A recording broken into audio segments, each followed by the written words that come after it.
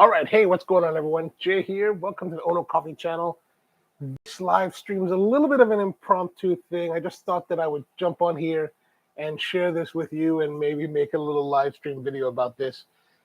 So I'm working on a video this week about a visit to a coffee shop in Tokyo, Japan that I had earlier in June, a place called Coffee Shop Galant, and it's actually near Ueno Station in Tokyo.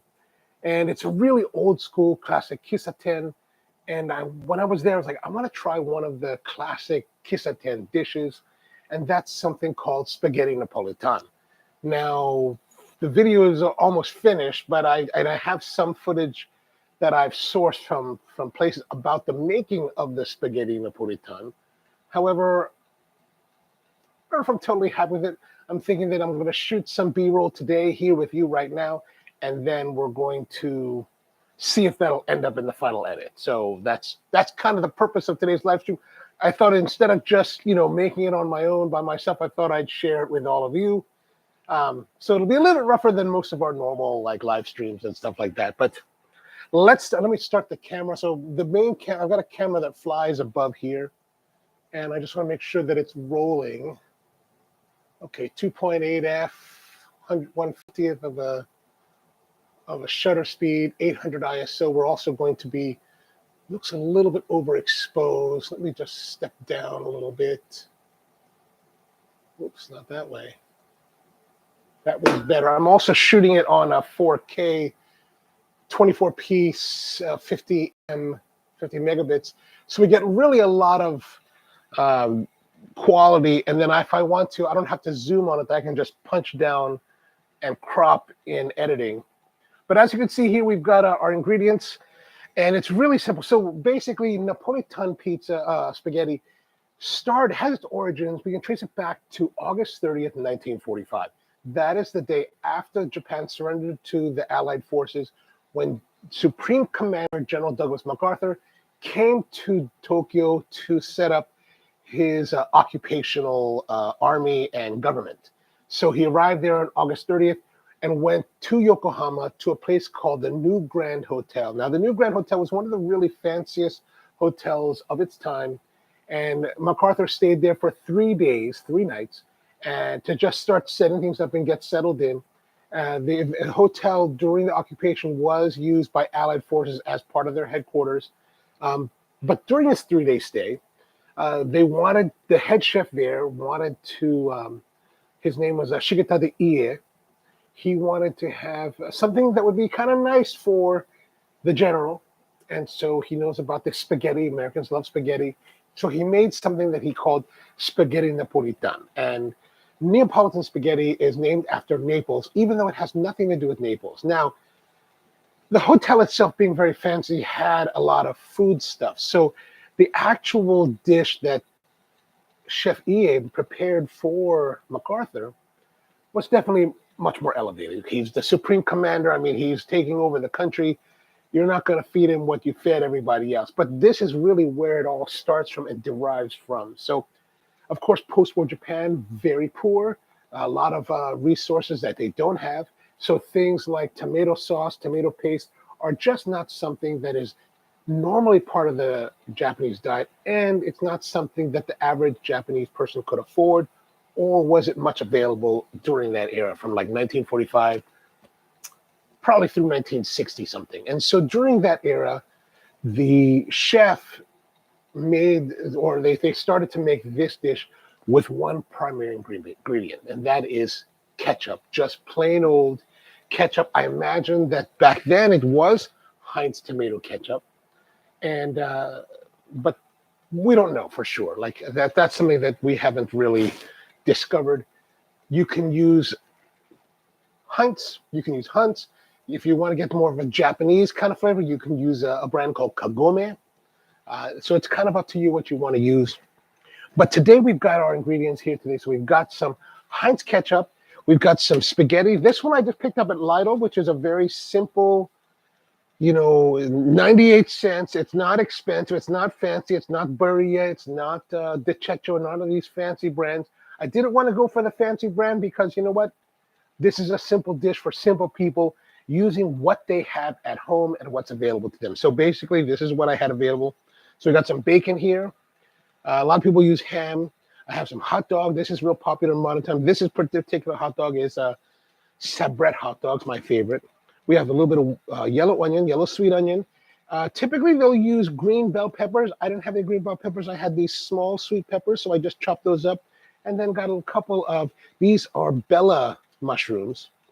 And that's really the whole thing. And so what we're going to do is we're going to start by boiling our, oh my, we need to get more water in this thing. I'm going to have to reheat that up again. I feel like our water is diminishing because I've been sitting here boiling the water for so long.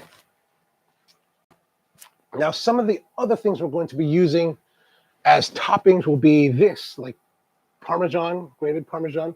Again, this is like the cheap stuff. The cheap stuff is really kind of what we're looking for because everything's about economy, right? Trying to keep it inexpensive. And when you go to Galant, they actually have the craft version of this. I got the Lidl version, probably about the same.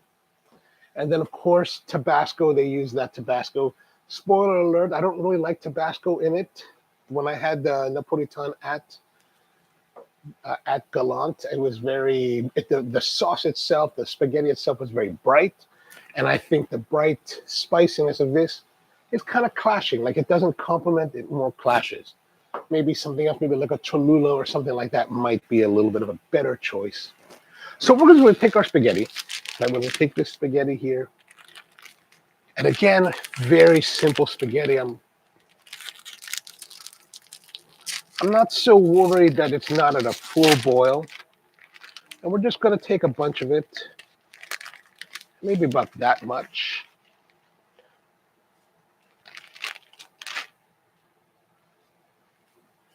And the ones I've seen online, they actually break it in half to get, and put that in there.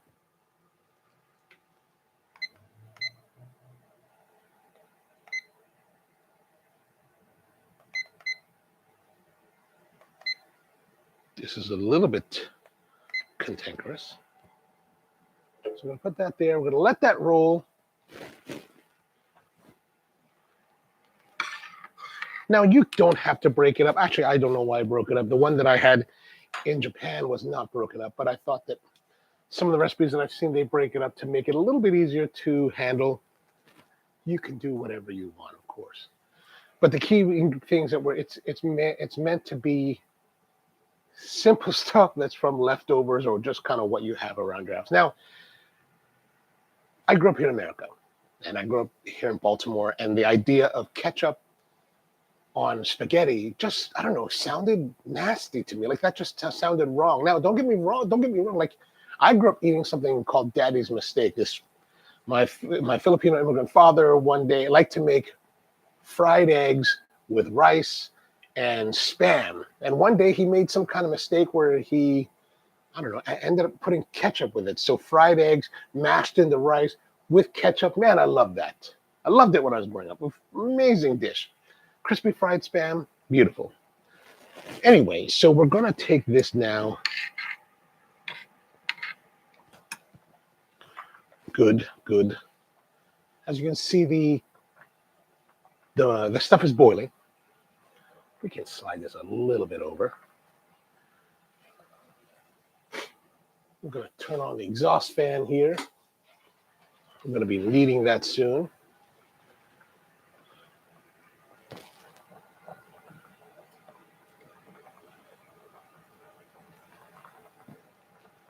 So these are all things that we're going to be using in, well, they could end up in the video. Not all of it will. Probably very little of it actually ends up. Like, that's the one thing when you're shooting videos, you know, your raw footage is always much longer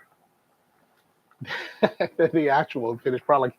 Like the video right now is running under 8 minutes, and I probably shot well over an hour's worth of actual footage for it. So it's always about chopping things down. So what we're doing here now may only be a couple, probably only, well, the space that I have for it is only a few seconds long. Not even, I would be surprised if it's even 10 seconds. So we're going to do all this for probably 10 seconds worth of footage that's going to be used in the final video. But that's kind of the name of the game. All right, so we're 2 minutes, almost 3 minutes into the cook. We're gonna this spaghetti says it should be about 7-8 minutes. We're gonna let it cook fairly well. Uh-oh. That's not what we wanted. That's not ideal.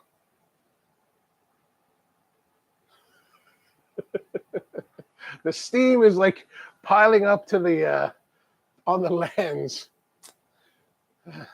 Oh well, let me turn that down.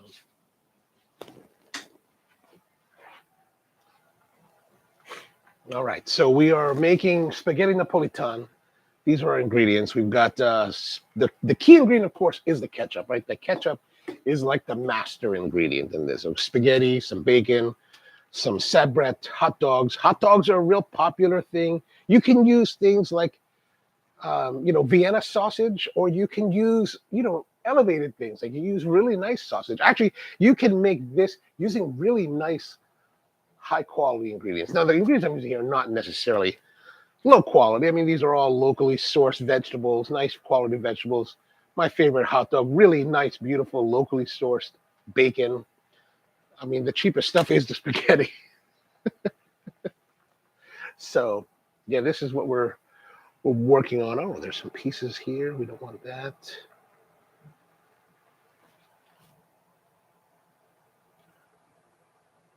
When we get to the cooking part,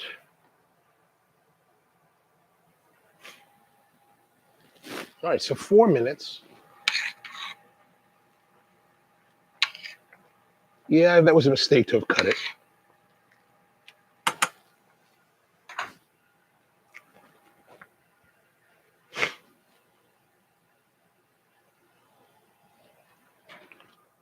All right, camera's still rolling, which is what we want. So we're going to be cooking this this is a carbon steel pan. This particular one is by a company called Debouillet. And, I like carbon steel. I like stainless. I like cladded. I like, cast iron. It all just depends. Here at the Roastery Kitchen, we have mostly these, which are great pans. Carbon steel, you just got to cook with it a lot to get the black. Like it's super black. It takes a while to cook with.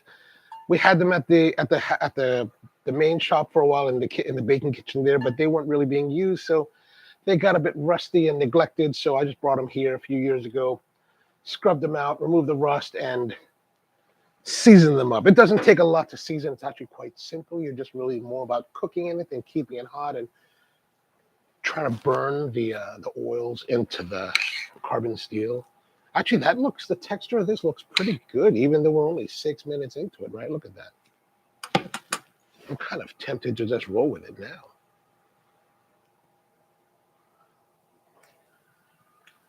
Maybe a few more. Yeah, definitely a couple more minutes. It's still a little bit sticky on the inside.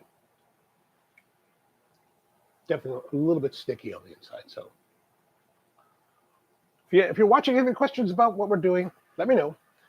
It's a very simple process. Like this is the boring part. Nothing's really happening. 7-8 minutes. Nothing's really happening here. But so this, like I said, this is a really classic Kissaten dish. So if you go to some of these bigger Kissatens, they'll serve things like the spaghetti Napolitan. They'll serve the omu rice, which is the omelet rice. A big thing is also pizza toast, where you have the shokopan toast that's cut really thick, and they put like pizza toppings, a little bit of ketchup, some cheese, tomatoes, onions, and then they toast that. Again, more classic stuff. Again, and a lot of it comes from that era when Kissatens really started to emerge heavily after World War II, when everything was scarce. So they were making do with scarcity. And as most cuisines that start that way, it becomes, the ones that persevere become beloved classics. All right, so we're now 7.5 minutes into our boil.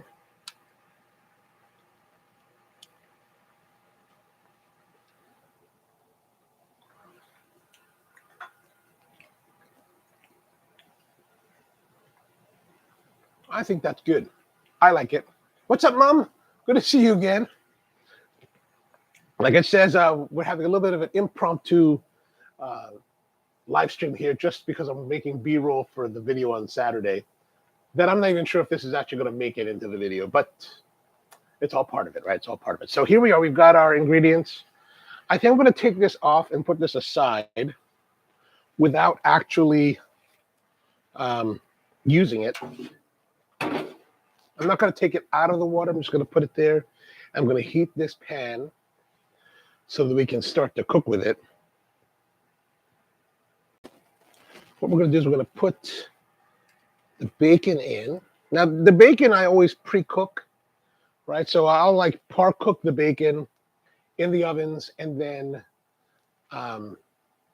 freeze them and then pull them out as I need to, then just kind of finish cooking them the last like couple minutes to crisp them up or to whatever. Or in this case, we're just, holding it in one position. Like now we're going to add a little bit of the oil. I'm going to use a little bit of vegetable oil. That's a little bit too hot. Starting to smoke too much. That will not give us enough oil or fat to fry our ingredients, but this should be enough right here. All right, let's add some of our onions.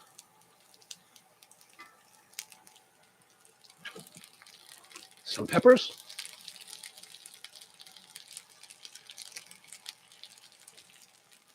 Go start that off.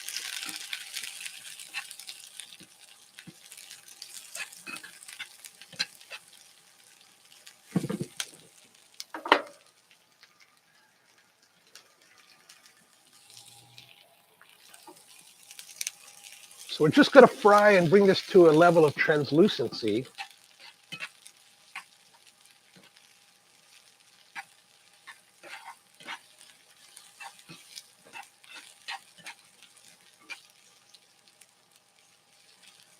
Let's add our mushrooms to get those cooking, because that's going to release a little bit of its water.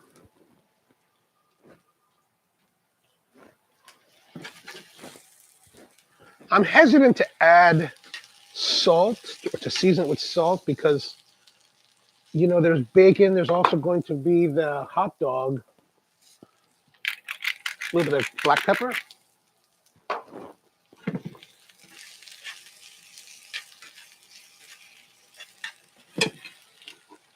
Add the hot dog in here.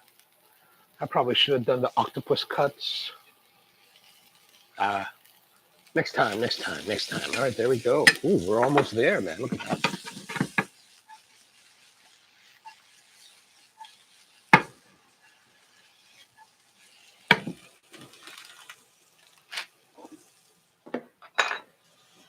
All right, excellent. Here's our noodles. Those should be getting nice and dente.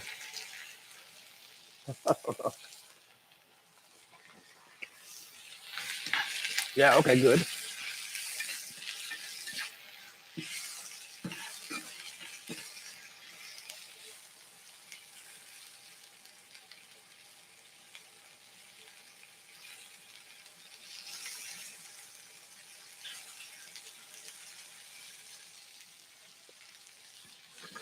So as you can see, it's really simple, really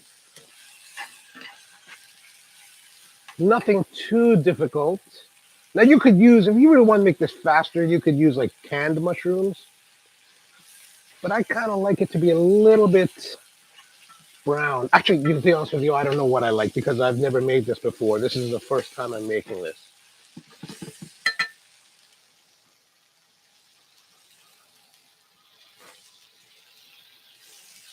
So if you're just joining us, we're making a B-roll for a video for Saturday about the spaghetti Napolitan, which is a Japanese Kissaten traditional dish. We've got onions, peppers, sweet peppers, bella mushrooms, a little bit of bacon, as well as Sabret hot dogs. So now we're just kind of sauteing them, getting them ready. I think that's a good texture there. Those mushrooms are looking pretty good. The onions are getting nicely caramelized. And you know, this kind of thing is made in these Kissatens, and they've got incredibly small, some of them have very incredibly small kitchens. And it's not just Kisatens, but a lot of these Japanese eateries in Tokyo, man, they're super small. Like this one place I go to that's by Shimbashi Station. It's in the basement of this this office building. Like the amount of food they can prepare in this tiny kitchen is really quite impressive. All right, so I think that's pretty good. Yeah, that's good. That's good. We're gonna add a little bit of our ketchup.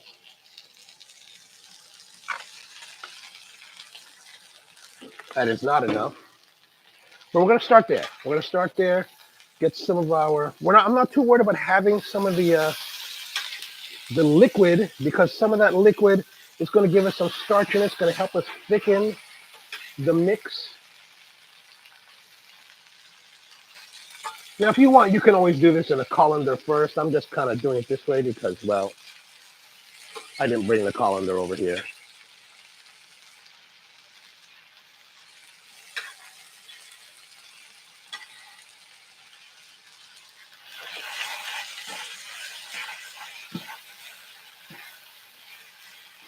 Oh, yeah, there we go. Now we're rolling. Now we're rolling. Now let us.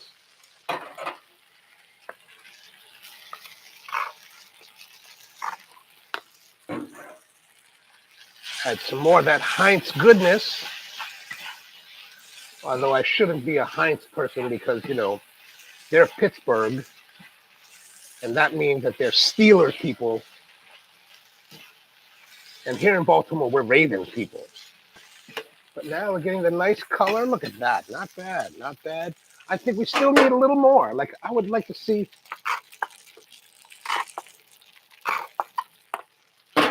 more. Yeah, baby. Yeah. All right. That's good.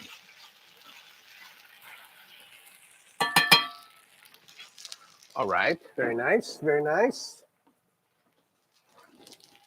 Let me go grab what we need.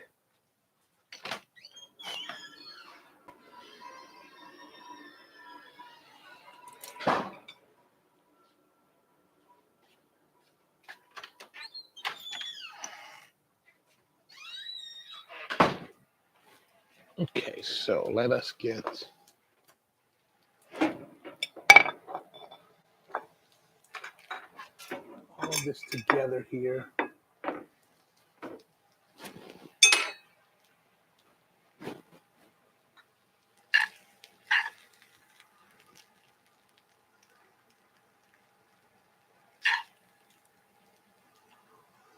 Oops.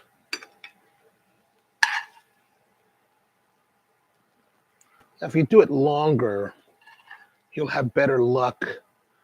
Well, this is a pretty big serving. This is kind of like the serving I had in Japan.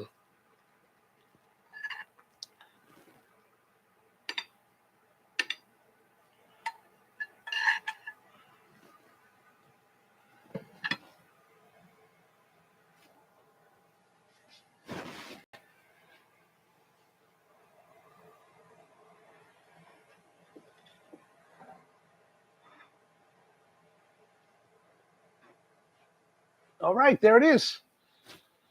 Spaghetti Napolitan. It is a bit finished.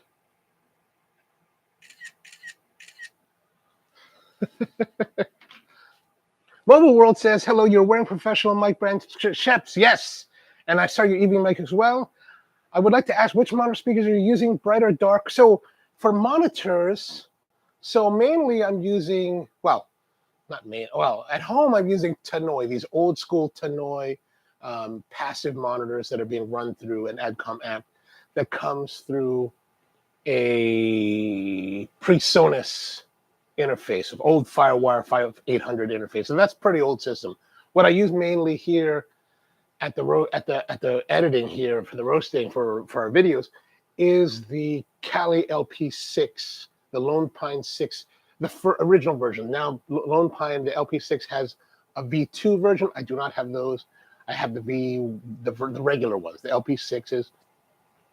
I think for the balance of money and performance, I think it's really great. I actually heard about it from Alex Knickerbocker, the other YouTuber, the sound guy. That's really how I heard about it. I really was thinking about getting Genelecs, the 8030s, but 8030s are what, $800, $900 a piece. So that's a lot of money. And everything that we're putting together here for our YouTube channel really has been on a very tight budget. So, and it's always been in very incremental steps. We're slowly adding as we go and slowly changing. So right now using the Cali LP6. When I was in, I went to visit Sweetwater, the music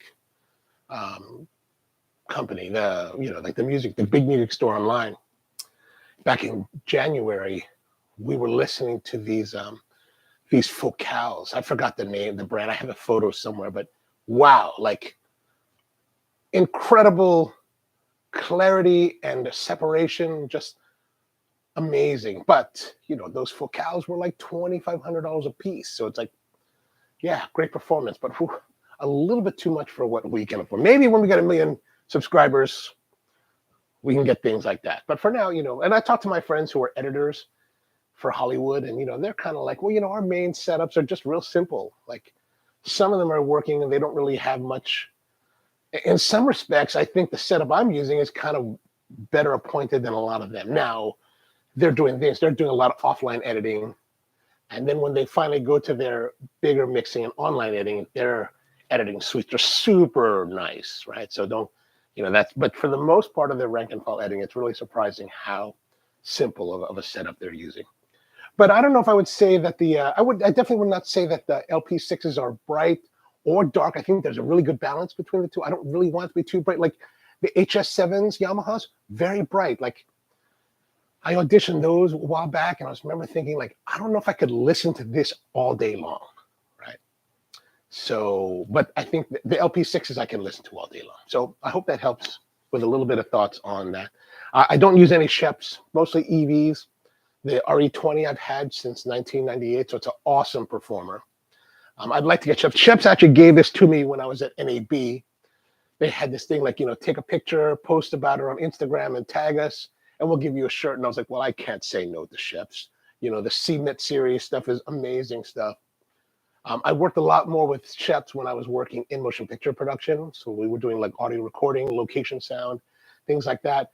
That's when I had a lot more of the working with the Sheps, the Sennheiser MK416s, things like Countryman, mics, Electrosonics, like, I'm using right now, the Lav is a Rode Wireless Go 2, which is great, right? 2.4 gigahertz, but if you really want like awesome performance from your like wireless, then I think it's better to go with the greater diversity of like the Electrosonics. Of course, Electrosonics compared to Rode, they're expensive, right? Like, if you're Bill Kaplan or those guys, it makes sense. But when you're like small YouTuber, that's kind of a stretch. All right, so that's pretty much it. So thank you very much, Tim. I hope this makes sense to you. Here is our. Let me do some hero shots here of the. So I'm going to hold it up here. Let me show you what that looks like. Oh yeah, let's close that. Get that out of the way. But here it is. Our spaghetti Napolitan. Let's see how it tastes. We need to taste this thing because, is it what I'm hoping for? All right. Now what we need is generous amounts of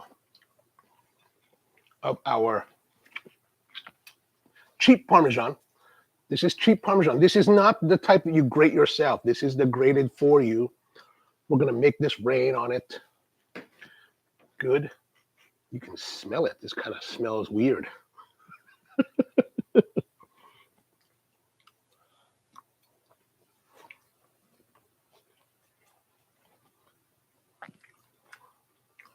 All right.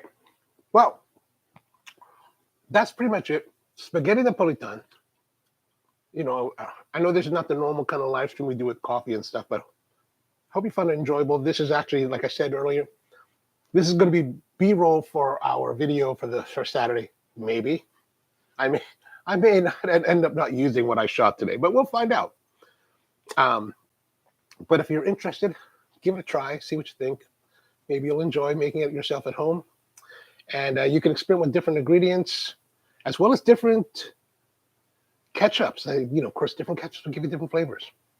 All right, so until next time, back again tomorrow with the regular coffee Q&A. We're going to be doing Long Vo has sent me a recipe. We're going to be doing that for the Pulsar Brewer tomorrow morning.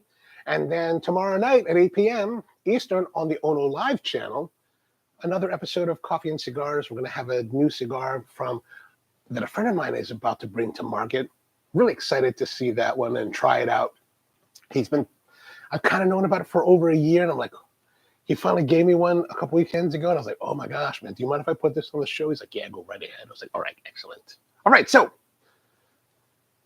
hopefully see you again soon, either in another video or maybe on one of the live streams tomorrow night.